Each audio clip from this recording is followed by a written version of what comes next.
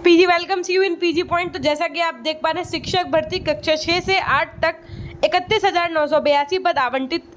गया में सबसे अधिक पद कितने? 1552। अच्छा, किस जिले में कितने पद होंगे यहाँ पर आप देख सकते हैं। ये बिहार के कुछ जिले हैं और वहाँ पर कितनी सीट्स हैं ये आपको यहाँ पर साफ साफ दे दिया गया है। पटना में आपकी 1269। उसके बाद में इसी तरीके से आप अरवल, औरंगाबाद, बांका, जितने भी ये आपके सारे हैं आप यहाँ पर क्लियर कट देख सकते हैं। राज्य के मध्य विद्यालयों में कक्षा 6 से 8 तक 31,982 पदों को शिक्षा विभाग ने जिलों को आवंटित किया है। इसमें सबसे अधिक जो पद हैं वो 1552 गया के हैं। इसके बाद मुजफ्फरपुर में 1534 पद है, पटना जिले में 1269 और भागलपुर में 977 पद है। स्नातक कोटि के 31,982 पदों को विषयवार और विद्यालयवार आवंटित करते हुए। अच्छा, विषयवार का मतलब क्या है मैम? Subject combination. हमने कहा विषय के अगर आप कॉमर्स के भी हैं अप्लाई कर पाएंगे कि नहीं कर पाएंगे, इसके लिए हमने एक वीडियो ऑलरेडी बना रखा है, तो आप वो ज़रूर देखिएगा, है ना। इन सभी जो आपके इससे रिलेटेड क्वेश्चंस थे उसका एक वीडियो बनाया है, फटाफट से जाइएगा और देख लीजिएगा। हम बहुत जल्दी बिहार न्यूज़ करके एक प्लेलिस्ट बना देंगे, उसमें सारे वीडियोज ऐसे आपको मिलेंगे, ठीक है।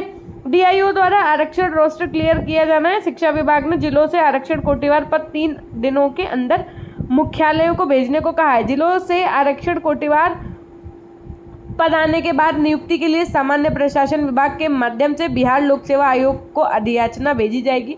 विभाग से जिलों को दिए निर्देश में यह भी कहा गया है कि पद नियुक्ति के लिए नया है, इसलिए आरक्षण बिंदु 1 से प्रारंभ होगा। कुल 100 बिंदु पर रोस्टर तैयार होंगे। विभाग ने कहा कि प्रत्येक विद्यालय में कम से कम एक गणित, विज्ञान, सामाजिक विज्ञान और भाषा विषय के एक शिक्षक अनिवार्य रूप से उपलब्ध हो। कहने का आशय ये है कि आप ये मान के चलिए ये वैकेंसी स्पीड में अब काम हो रहा है, आपको भी पता है क्यों, क्योंकि लोकसभा चुनाव भी है। तो आप ये मान के चलिए कि ये वाली वैकेंसी विद रिजल्ट आपकी दिसंबर तक क्लियर हो जाएगी। इसी अक्टूबर में ही आपके फॉर्म वगैरह आने स्टार्ट हो जाएंगे। तो अभी आप अपना टाइम वेस्ट बिल्कुल नहीं करो।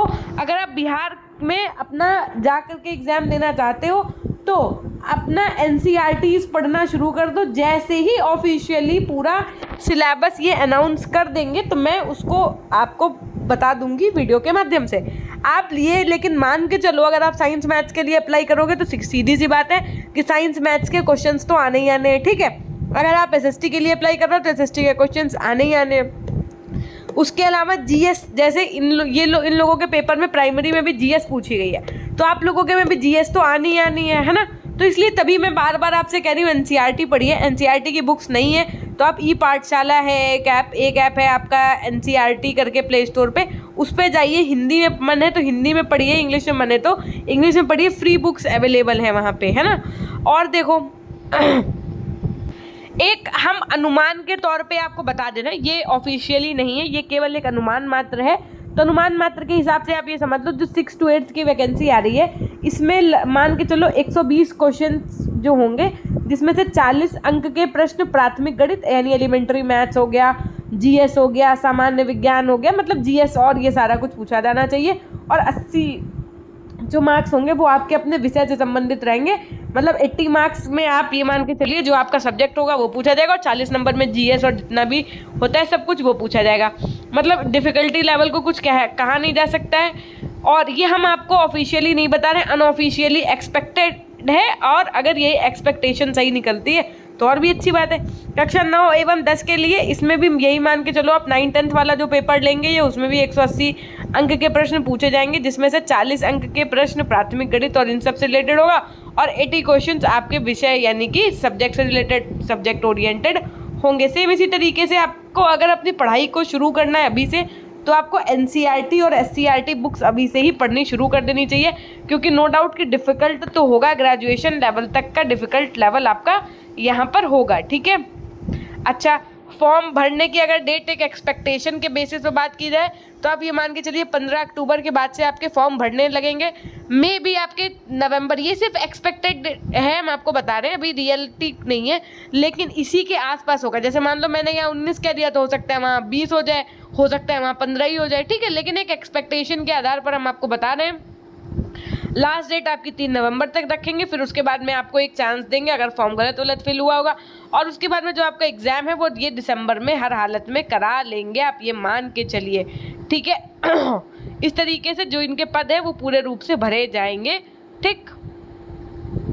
इससे पहले वाले वीडियो में हमने आपको बता दिया था कि आप लोगों के क्वेश्चंस जो थे उन्हीं के आंसर के बेसिस पे कि 6 to 8 के लिए कौन एलिजिबल है, तो चाहे आपने बीएड किया हो या डीएलएड किया हो, है ना, आप लोग एलिजिबल हैं। और आपका साथ में पेपर 2 पास होना चाहिए, सीटेट का या बिहार टीईटी का, है ना। तो सीटेट अगर आपका पेपर 2 पास है तो भी आप एलिजिबल है, बिहार का पेपर पास है पेपर 2 तो भी आप एलिजिबल है। 6 से 8 के लिए सब्जेक्ट कॉम्बिनेशन क्या होगा तो समझिएगा। देखो, गणित और विज्ञान में संयुक्त पद होता है, यानी कि मैथ्स और साइंस का एक ही पद होता है, तो हाई स्कूल जैसा अलग नहीं होता है। इसमें आपको गणित या विज्ञान समूह के किसी भी विषय से ग्रेजुएशन होना चाहिए।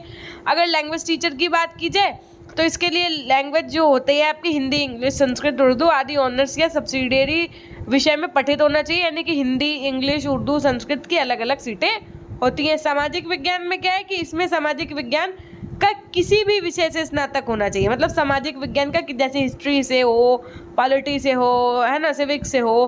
कॉमर्स स्नातक जिन बच्चों ने अपने बीकॉम कर रखा है, कॉमर्स वाले बच्चे हैं जिनका सब्जेक्ट कॉम्बिनेशन नहीं बनता है, उनको भी सामाजिक विज्ञान के लिए पात्र माना जाएगा, ठीक है। तो आप लोग भी दे सकते हैं पेपर।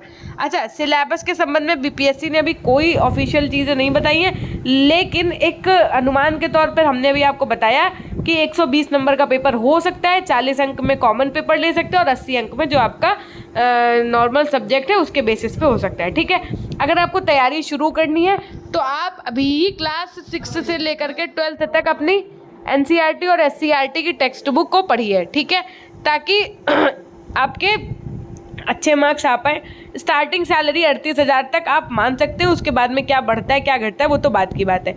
इनका जैसे ही ऑफिशियल नोटिफिकेशन आएगा तो जो डिटेल्ड सिलेबस होगा हम उस पर भी चर्चा कर रहे होंगे, लेकिन अभी आपको क्या पढ़ना है, एनसीईआरटी। अगर आपके पास बुक्स नहीं है तो आपको मैंने ऐप भी बता दी है, ई पाठशाला ऐप हो गया आपका, और साथ में आपका एनसीईआरटी बुक्स करके एक ऐप है, एनसीईआरटी एससीईआरटी बुक्स करके एक ऐप है, आप यहाँ से पढ़ सकते हैं, ठीक है। इसके अलावा अगर आपको कोई डाउट है तो आप जो है कमेंट सेक्शन में कमेंट भी कर सकते हैं, ठीक है। बाकी ये कुछ न्यूज़ आर्टिकल्स हैं जो आते रहते हैं और हम आपको इनके विषय में बताते रहते हैं। अच्छा, एक न्यूज़ और है कि आप में से कुछ बच्चे जो बिहार में प्राइमरी यानी 1st to 5th के लिए पेपर दे करके आए थे, ठीक है, तो क्या हम लोगों का सिलेक्शन होगा बीएड वालों का? देखिए, अगर सिलेक्शन की बात करें तो वो अभी भी फिर से कोर्ट में चीज़ें चल रही हैं, ऐसे तो खारिज कर दिया गया है, लेकिन अभी क्या होगा उस पर, इसी वजह से इसका रिजल्ट नहीं वो दे पा रहे हैं, क्योंकि भाई अब ये भी आप समझ लो कि अगर 6 to 8 के अलग से वैकेंसी निकाल रहे हैं तो उसके पीछे भी तो एक लॉजिक ही है। देखो, बीती ताई बिसारी है, आगे की सुध देखिए और अपने तैयारी में लग जाइए एकदम।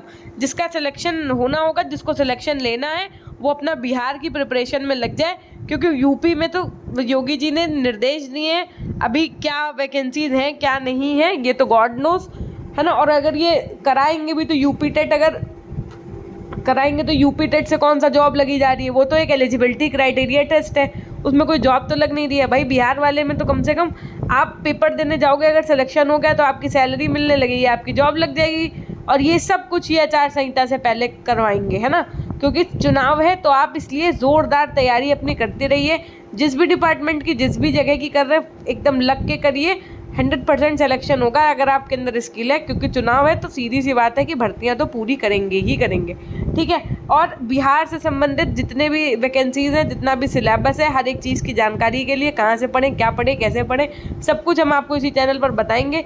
लेकिन उसके लिए आपको चैनल को सब्सक्राइब करके बेल आइकन प्रेस करना है, और हमारे टेलीग्राम चैनल पीजी पॉइंट के नाम से वहाँ से जुड़ सकते हैं। अगर आपकी कोई क्वेरी है, कुछ पूछना है, तो पीजी पॉइंट ऑफिशियल के नाम से हमारा इंस्टाग्राम अकाउंट है, आप हमसे वहाँ पर भी पूछ सकते हैं। धन्यवाद।